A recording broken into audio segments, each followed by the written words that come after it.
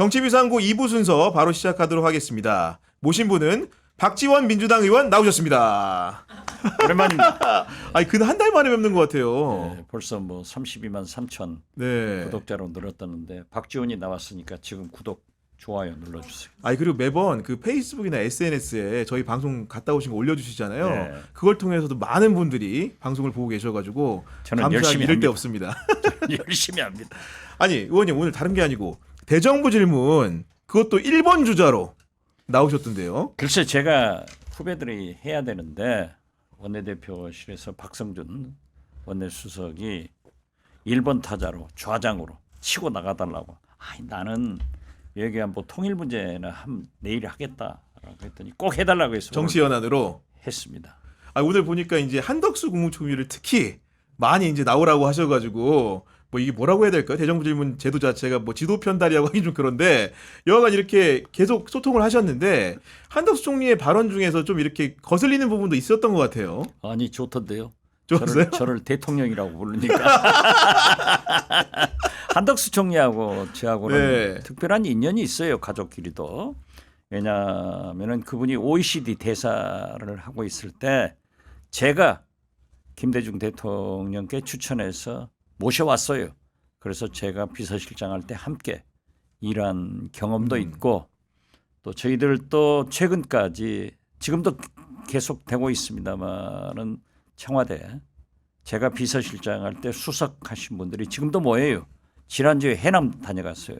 그런데 한덕수 총리하고 김진표 의장은 이제 안 나오더라고요. 높아졌으니까. 또 제 아내가 10월 15일 날이 6주기가 됩니다만은 오늘 한덕수 총리도 제 아내가 그렇게 뭐 하늘나라 간 것에 대해서 굉장히 위로를 저한테 해주시더라고요. 그 사모님도 잘 알죠. 그래서 내가 그랬어요. 나는 한덕수 총리 사모님 잘 알지만은 디올백 가져오면 안 받을 사람이다.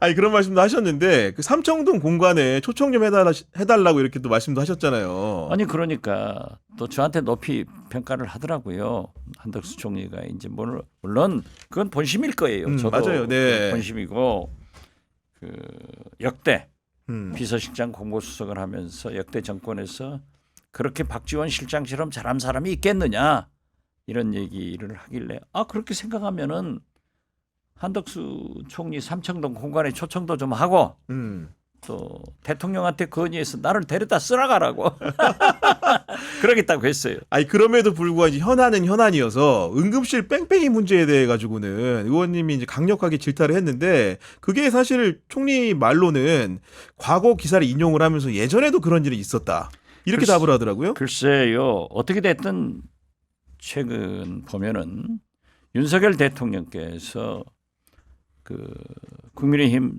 당선인들을 불러놓고 예산권, 거부권으로 싸워라. 이렇게 한 다음에 그 순한 한덕수 총리도 변해가지고 계속 의원들하고 싸워요. 맞짱 뜬다고요. 그리고 장관도 그렇고 네. 심지어 청문회 나온 사람들도 막 질러대더라고요. 이것이 뭐냐? 대통령이 국회를 무시하니까 국민을 무시하니까 나오는 거예요. 이게 칭찬이 아니다. 이건 절대 그런 일이 됐으니까 옛날에 한덕수처럼 좀 점잖해라. 자기는 안 변했다고 하는데 많이 변했어요. 왜? 대통령이 나쁜 짓만 시키잖아요. 아니 가장이 아버지 어머니가 자식들한테 화목해서 잘 살아야 된다 하지 어떻게 대통령이 싸워라. 이건 아니잖아요. 그러니까요. 정치가 네. 망쳐진 거예요. 아니, 지금 어쨌든 간에 의료 대란 문제가 심각하다 보니까 심각하죠. 지금 정치권이 지금 머리를 맞대 가지고 여하간 여야 의정 협의체를 해보자 여기까지는 와 있는데 그렇죠. 그것도 박찬대 원내대표가 정당 대표 연설을 통해서 여야정 협의체를 만들자 했는데 받아들였으면 좋아요. 네.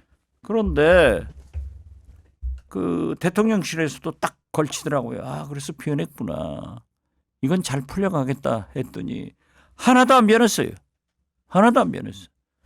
그리고 오늘 제가 누구라고는 얘기하지 못하겠습니다만은 한나라당 지도부 있는 국민의힘 지도부 사람하고 얘기를 했어요. 네. 이건 큰일이다. 지금 또 대통령실에서 헛소리 하는데 이번 금년도 신입생 오늘부터 수능 시작하잖아요. 맞아요. 네. 이건 어떻게 할 것이며 수시 원서 모집한다는데 원서 모집하죠. 2026년 내년도부터 손보자는데 의사들이 안 돌아와요. 그래서 저는 이건 아니다. 원점으로 다시 시작해라. 그래서 대통령께서 금년도 충분해요. 이건 수시 수능이기 때문에 별로 그렇게 지장이 안 돼요. 물론 이 학부모들한테 학생들한테는 미안한 얘기지만은 이게 원체 큰 문제예요. 만약에 금년에 그렇게 증원해서 의과대학 학생을 뽑았다 하면은 내년에 가서 안 한다 하면은 그 시설 그 교수들은 어떻게 해요? 이 절름발이 우려 대책인 거예요. 네. 그래서 저는 원천적으로 무효 선언을 하고 윤석열 대통령이 대국민 사과하고 관계자 해임해라. 거기서 출발하자. 네. 이거 지금 이렇게 한다면 의사들이 안 돌아오니까 안 돼요. 그리고 우리 민주당도 국민의힘에서 계문 발차하자. 그럼 우리 민주당 함께한다. 예. 네. 국민의힘하고 같이 출발하고 의사들은 나중에 그 들어오면 뭐 합니까? 안 들어온대. 이건 근본적으로요. 진짜 윤석열 대통령 쉽게 보고 계시는데 정권이 넘어갈 큰 코다칩니다. 네. 이게 사람이 죽거든요. 그래서 응급실 문제만 하더라도 한덕수 총리는 과거에도 그랬다. 많이 그랬죠. 응급의학과가 지원자가 없기 때문에 또 고대이기 때문에 수가가 낮기 때문에 그때도 물론 나빴지만 지금처럼 안 했다. 사람이 죽어가잖아요. 아니 그리고 정부 고위 당국자가 전화 걸 정도면 응급실 안 경증이다. 가도 된다. 네. 이런 염장 지르는 소리를 하면 돼요? 안 되죠. 그거는 안 정말로. 되죠. 네. 그렇기 때문에 이 사람들이 오늘이 우리 동아일보 현광암 논설위원 칼라 강력하게 쓰였더라고요. 깜짝 놀랐는데 오늘이 윤석열 대통령 당선된 2년 반이 되는 날이에요. 맞아요. 네. 이제 내려간단 말이에요. 등산도 하산이도 훨씬 힘들잖아요. 저도 내려다가 다리 다쳐가지고 지금 이 고생을 하고 있지 않습니까? 철심을 둘 양쪽이 받고 있으니까. 그런데 참 아니한 것 같아요. 그러니까 말씀대로 조언해 주시기를 증원 문제는 원점 재논의를 하고 네. 대통령은 사과하고 장차관은 경질을 하라 이렇게 말씀해 주신 건데 예, 예. 사실 오늘 또 풍경이 저는 약간 의아했던 게 그 전공의들이 이제 사직한 배경에 전현직 의협 간부들이 교사를 했다는 혐의가 있잖아요. 네. 그 경찰이 수사 중인데 하필 또 오늘 보니까 빅5 병원의 전공의 대표들을 몇몇을 불러서 조사를 했더라고요. 네. 포토라인에 섰고 그 친구들 같은 경우에는 김은식 세브란스 병원 전공의 대표 뭐라고 얘기했냐면 요즘 일자리를 구하고 있는데 경찰 조사를 받고 언론에 제 신상이 노출돼 채용에 불이익이 갈까 두렵다. 그러면서 정부는 초헌법적인 행정명령들을 통해 국민의 기본권을 침탈했으며 이로 모자라 법적인 겁방을 자행하고 있다. 정부의 부당한 포갑에 굴하지 않겠다. 근데 이게 사실은 어떻게 보면 의대 가졸업한 이런 친구들 얘기잖아요. 그렇죠. 근데 그렇기 이 때문에 친구들 복귀가 중요한데 이렇게 하면 되는 겁니까? 예. 그분들이 전부 지금 싱가포르, 호주, 미국으로 다 가고 있어요. 해외로. 네, 그렇죠. 네. 싱가포르 같은 경우에는 우리 한국 의사들의 질을 또 교육을 의과대학의 교육을 높이 평가해서 자기들 의사시험 보지 않고 그대로 인정해 준다는 거 아니에요? 지금 말이죠. 아니 왜 전공의 전문의들이 안 나오냐? 지금 의과대학 2,000명을 증원해서 이제 한 10년, 15년 있어야 이 사람들이 제대로 된 의사가 되는 거 아니에요? 네. 그때는 인구가 확 줄고 물론 인구 고령화로 의료 수요는 있지만은 안 되는 거예요. 그러니까 차제에 개업해서 돈 벌자. 그리고 외국으로 간다. 이걸 모르는 거예요. 아니 그리고 응급실 뺑뺑이에다가 얼마나 많은 사람이 죽어요. 그래서 제가 그랬어요. 정부의 잘못으로 국민이 죽어가고 있다. 이 책임이 의사한테 있냐? 정부한테 있냐? 윤석열 대통령한테 있냐? 살인자가 누구냐? 없다고 그러더라고요. 왜 죽는 데 없어요? 이러면 안 되죠. 네. 이것은요. 죽고 사는 문제이기 때문에 이번에 추석 우리 국민들이 제일 중요한 것은 안 잡숴야 돼요. 음식 많이 잡수다가 체하거나 배탈 나면 큰일 나요. 특히 해남한도 진도처럼 섬 지역, 산간 지역에서는 3시간, 4시간 배 타고 차 타고 와서 응급실 가는데 제2차 진료가 안 되잖아요. 응급 환자를 처리하더라도 다행히 우리 해남 완도 진도는 응급실이 잘 돼 있더라고요. 그분들이 거기서 응급처치를 받고 빨리 무슨 수술을 받아야 된다 어쩐다 할 때 연결이 안 되는 거예요. 죽으면 내 부모가 내 형제가 내 자식이 죽으면 가만히 있겠어요? 못 참겠죠. 보통 네. 문제가 아닙니다. 윤석열 대통령 김건희 여사는 자기 청와대 다 의사 있으니까 걱정 안 하겠죠. 왜 그 참 응급실 가셔서 보고도 그렇게 안이한 생각을 하는지 그 참 답답해요. 그런데 내가 한덕수 총리한테 그랬어요. 김대중 대통령 경제수석을 할 때는 그렇게 소신껏 스크린 쿼터 자기 얘기를 미국에서 막 미국 영화 수입하라고 난리 아니었어요. 그걸 소신껏 찬성을 하고 저는 반대를 했죠. 그런데 그런 소신이 어디 갔냐? 대통령한테 전부 해봐라. 지금도 한대요. 그 한다는 소리가 없잖아요. 그때는 좋은 한덕수인데 왜 지금은 나쁜 한덕수냐? 그러고 해놨죠. 그러니까 한덕수 총리가 당시 김대중 정부 때 경제수석일 때 스크린 쿼터 우리 영화인들이 주장하는 대로 그걸 사수해야 된다고 그 의견을 냈다는 거죠. 아니죠. 반대 의견을 찬성. 풀어줘야 된다. 개방주의자예요. 개방주의자이기 때문에. 저도 처음에는 네. 개방주의를 원하다가 이제 문체부 장관 와서 영화계 전부 보니까 안 되겠더라고요. 그래서 반대를 하니까 한덕수 수석이 저한테 아니 실장님은 청와대 계실 때는 찬성을 하더니 개방주의자더니 장관 가서는 왜 반대하십니까? 아니야. 현장을 돌아보니까 아니더라. 네. 그런 얘기를 하는데 그런 소신이 어디 갔어요? 그리고 오늘 제가 또 이제 대정부 질문 중에서 보면 법무부 장관도 이렇게 소환을 하셨잖아요. 네. 불러가지고 이제 김건희 여사 관련된 질의도 하셨는데. 그렇죠. 네. 그건요. 이건 진짜 큰 문제예요. 김건희 여사가 문자로 김영선 5선 의원 이분한테 창원에 있지 말고 김해로 가라. 그러면 대통령이 공약 다 해준다. 이 문자를 국민의힘 현역 의원 2사람이 보고 얘기를 했고 여기에 5사람이 진술을 하고 있더라고요. 그러면 이것은 중대한 김건희 여사의 선거 개입, 국정 개입, 국정농단이 되는 거예요. 그런데 우리가 김건희 여사가 김영선 전 의원 한 사람한테만 했을까요? 자 보세요. 최재형 목사한테도 새벽 3시, 4시 그 많은 문자를 보내고 한동훈 비대위원장한테도 보냈으면 얼마나 나오겠느냐. 그래서 제가 그랬어요. 역사는 지워지지 않는다. 밝혀진다. 이게 큰 문제예요. 그래서 법무장관한테 수사하라고 했더니 아직 뭐 준비가 안 됐다. 저한테 할 때는 좋더라고요. 그다음에 서영교 의원이 질문하니까 총리도 덤비고 법무부 장관이 야당 의석에서 뭐 하라고 막 촉구하는 소리가 나오니까 끝나고 나서도 쫙 째려보는 거야. 이게 있을 수 있는 일이에요? 아마 윤석열 대통령은 그 모습을 보면 장관 잘했어. 총리 잘했어 하지만은 이건 아니에요. 이건 아니에요. 진짜 이러면 안 돼요.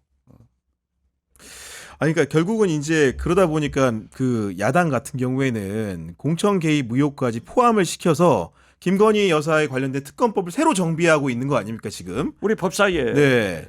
상정을 해서 지금 일소위에서 어제인가 통과가 됐죠. 통과됐어요. 네. 그렇기 때문에 특검법에 그걸 추가할 거예요. 그러면 아마도 이제 법사위 전체 회의와 본회의 일정만 남은 건데 그렇죠. 그 조만간 처리된다고 보면 되는 겁니까? 그렇죠. 그러기 때문에 이제 법사위에서는 처리가 되는데 네. 본회의에 올라가면은 이제 본회의에는 여야 원내대표가 합의해야 상정되잖아요. 네. 우원식 국회의장이 어떤 결론을 내릴지 모르고 또 더 나아가서는 민주당에서 전략적으로 이제 또 거부권 행사를 할 수 있기 때문에 좀 쿠킹할 거예요. 요리를 네. 더 해나갈 거예요. 좀 있게. 그러니까 최상병 특검을 지금 우선순위로 하려고 그럽니다. 네. 거기는 한동훈 대표가 하자고 해놓고 제3자 고발사주 이거 다 포함시켜서 했는데 좀 빼더라고요. 그러면 한동훈 대표는 어려워지죠. 제 걱정이 많이 생겨요. 한동훈 대표가 좀 잘해서 오래 가야 되는데 그래야 윤석열 대통령도 좀 효과적으로 견제하고 좋은데 이번 10월 16일 날 보궐선거 있잖아요. 국민의힘 텃밭인 부산 금정이나 네. 강화에서 인천 강화. 치면은 친윤 대통령실에서 의원들이 한동훈 나가라. 불을 보듯 나올 것 같은데 그 집도 걱정이에요. 우리가 그런다고 져줄 수도 없고. 아니 근데 아까 일부에서도 저희 잠깐 얘기했는데 그 대통령실 이제 윤석열 대통령하고 어제 일부 최고위원들 중진 의원이 이제 만찬을 했다는데 네. 묘하게 물론 번개 만찬이고 일부 중진 의원이 먼저 이제 제안을 했다고 대통령이 설명을 하던데 묘하게 친한계 지도부만 쏙 빠졌는데 예전에도 비서실장 하시고 하다 보면 그런 의원들과의 만남 같은 걸 주선을 할 때 그런 안배를 안 할 수 없는 거 아닙니까 원래는? 그건 3살 먹은 애한테도 얘기가 안 되는 거죠. 자, 대통령이 진정한 소통 대화는요. 야당하고 해야 소통입니다. 그런데 지금 대통령은 친윤만 부르지 친하는 우연히 그렇게 됐다라고 하는 것은 구실이고 자기 편끼리 만나는 거예요. 자기 편끼리 주고받는 얘기는 소통이 아니고 짬짬입니다. 그건 안 되죠. 그 윤석열 대통령이 어떻게 그렇게 소갈발이 좁은 밴댕이 정치를 합니까? 그래서 나라가 이꼴된 거예요. 네. 그리고 그런 와중에 이제 민주당 그 이재명 대표 같은 경우에는 어제 이제 경남 양산을 가서 평산마을에서 문재인 전 대통령하고 만났습니다. 네. 두 분이 아마도 뭐 강력한 결의를 다진 것으로 보이는데 그 만남은 좀 어떻게 좀 의원님 보고 계십니까? 저는 잘하셨다고 보죠. 그리고 최근에 우리가 전당대회 할 때도 문재인 대통령이 영상 축사를 보냈는데 일부 당원들이 야지를 하더라고요. 야유를 해서 이건 아니다. 이건 대통령한테 대단히 죄송하다고 사과를 해야 된다 하는데 또 일부 강성 당원들이 양산에 가서 문재인 대통령 시위를 한다고 탈당 그러고. 요구 시위를 한다 하니까 대통령이 내부 분열은 가장 적이다. 총기를 밖으로 해라.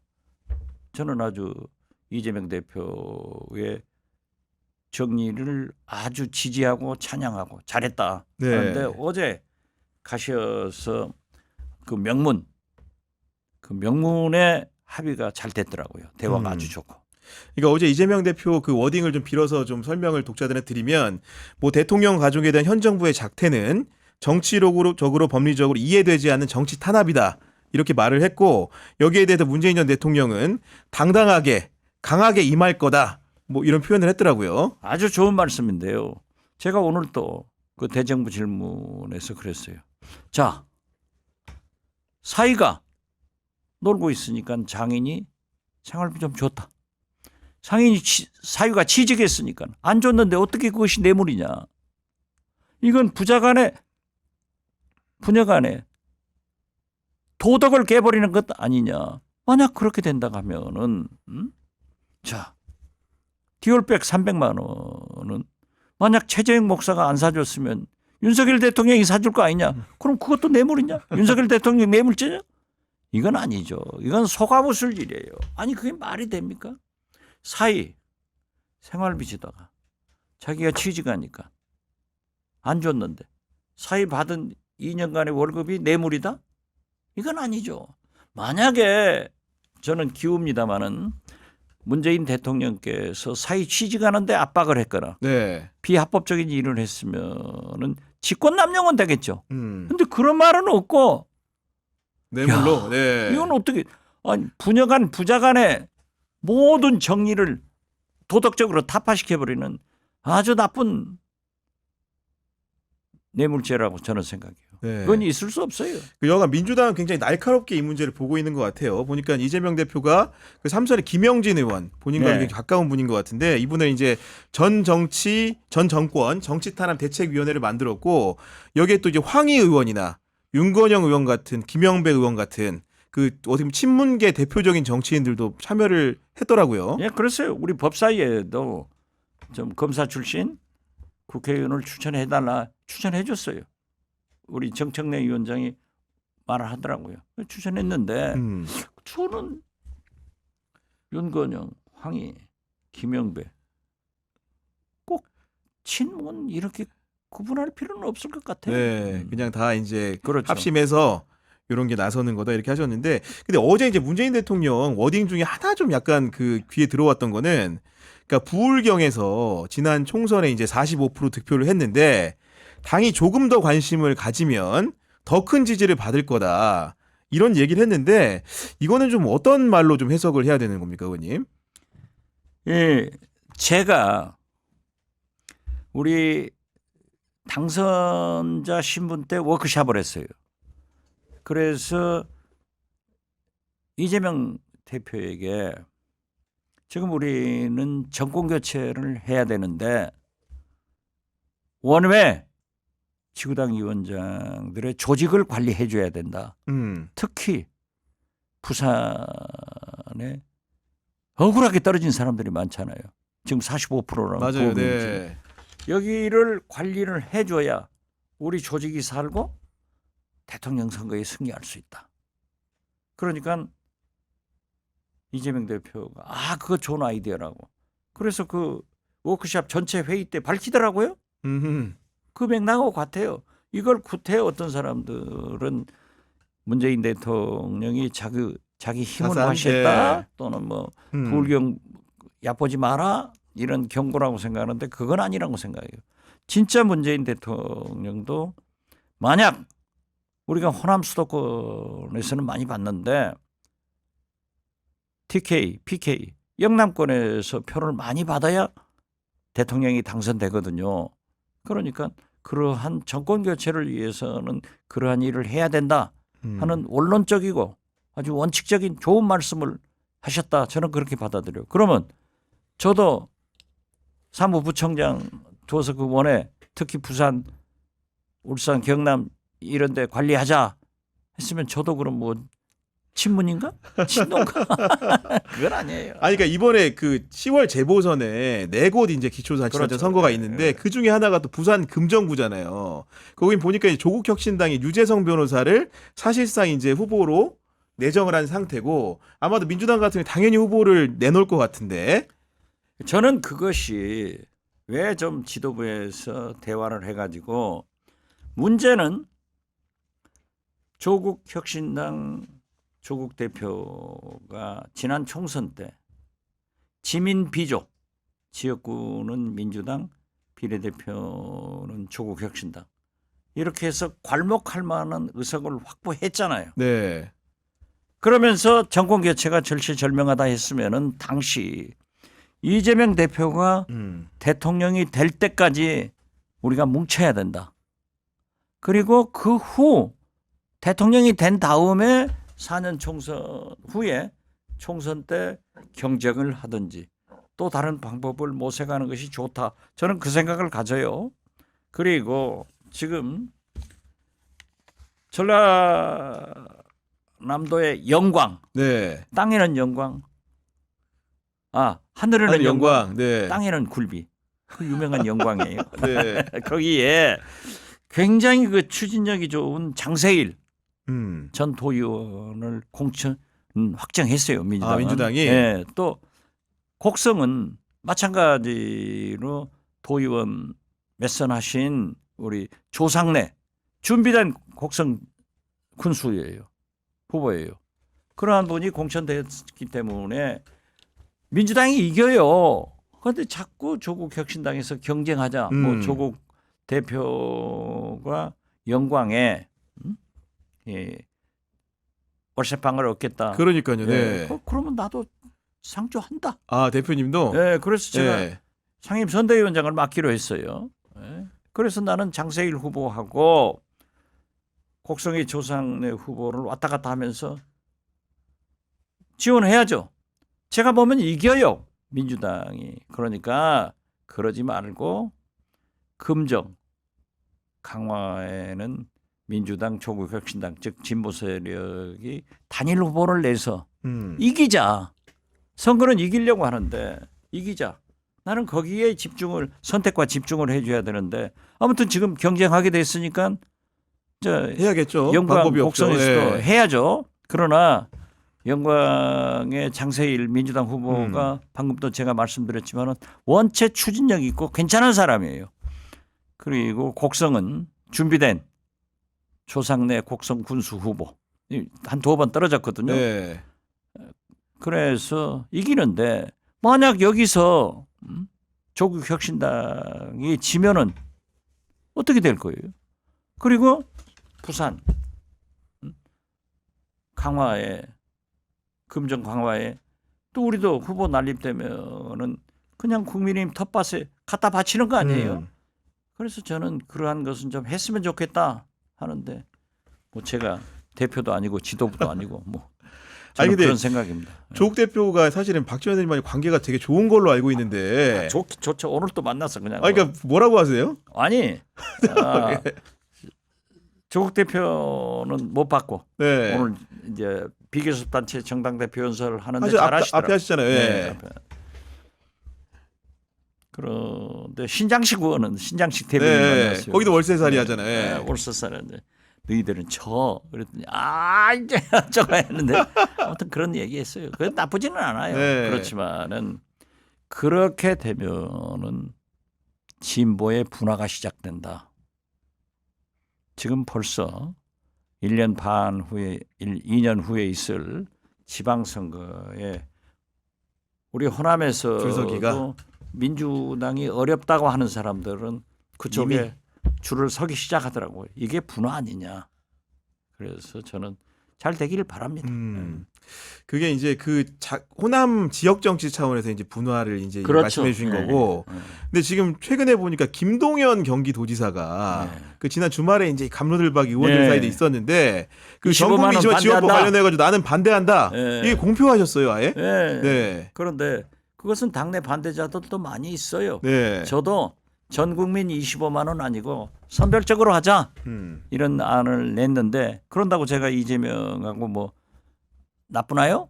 그런데 이재명 대표도 이번 박찬대 원내대표의 정당 대표 연설에서 선별도 좋다 이런 얘기를 하더라고요. 그래서 금투세에 대해서는 전향적으로 네. 맞아가지만은 같은 당이라도 정책적인 면에서는 이견이 있는 것이 민주정당이고 그러한 이견을 자연스럽게 얘기해서 조정하는 것이 민주정당이다. 저는 그렇게 봅니다.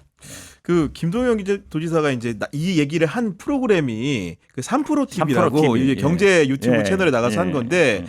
최근에 이제 본인 이제 모습을 이제 어떻게 보면 직원들하고 이제 소통하는 모습 이런 것들을 굉장히 많이 밖으로도 홍보하고 이러던데 잘하는 거죠. 네, 그리고 실제로 경기도에도 뭐 전해철 의원 같이 관록 있는 분들이 또 이제 도정 자문위원장 가 있잖아요. 예. 뭔가 좀 이렇게 도전해보고 싶은 생각이 있으니까 당연히 그럴 거 아닙니까? 당연히 도전하겠죠. 네. 그래서 저는 이재명 일극 체제다라고 했을 때 제가 말하잖아요. 김동연 지사도 움직이고 김경수 지사도 들어오고 김부겸 총리도 말한다 하고 네. 김두관 전 경남지사도 나도 대권에 나가겠다. 이렇게 경쟁하면은 치열하게 해야 돼요. 그리고 정책 대결을 세게 해야 돼. 김두관 지사 같은 사람은 부자감세 절대 반대. 네. 금투세, 종부세, 상속세 이건 안 된다. 이게 또 우리 정체성이에요.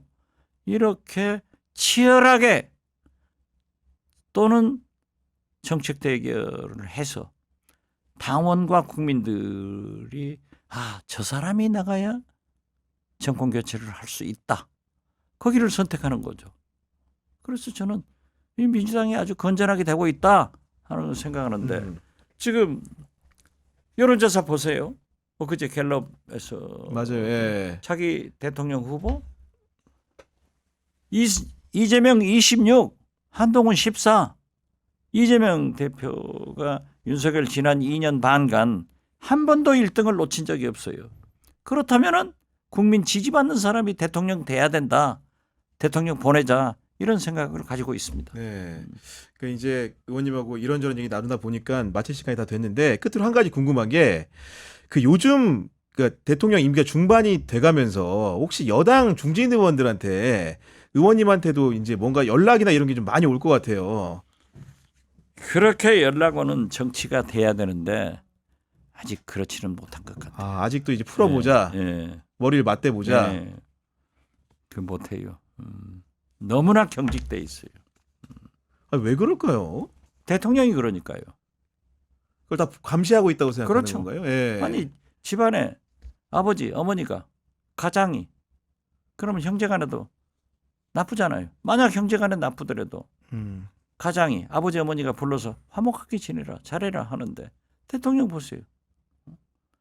지난 당선인들 불러놓고 내가 예상권, 거부권이 있으니까 싸워라. 그러니까 총리도 장관도 심지어 청문회 받으러 온 사람들도 큰소리 빵빵 치고 국회의원한테 확확 덤비고 그런다니까요. 그게 무슨 꼴이에요. 이 대통령 잘못만 나가지고 이 정치도 깨지고 모든 게 깨진 거예요. 그래서 제가 오늘 마지막 결론 대정부 질문은 우리 대한민국에서 대통령 김건희 여사 두 분이 바뀌어야 나라가 삽니다. 안 바뀌면 나라가 망합니다. 두 분도 험한 꼴 당할 겁니다. 경청해 주셔서 감사합니다. 이렇게 끝냈어요. 네, 이렇게 다양한 정치 현안에 대해서 박지원 의원님의 고견을 듣다 보니까 마칠 시간이 다 됐습니다. 지금까지 박지원 의원님과 함께했습니다. 국영의 정치비상구는 내일 오후 4시 또 여러분 찾아뵙도록 하겠습니다. 경향TV 구독, 좋아요, 팟빵에서도 많은 청취 부탁드립니다. 긴 시간 시청해 주셔서 감사합니다.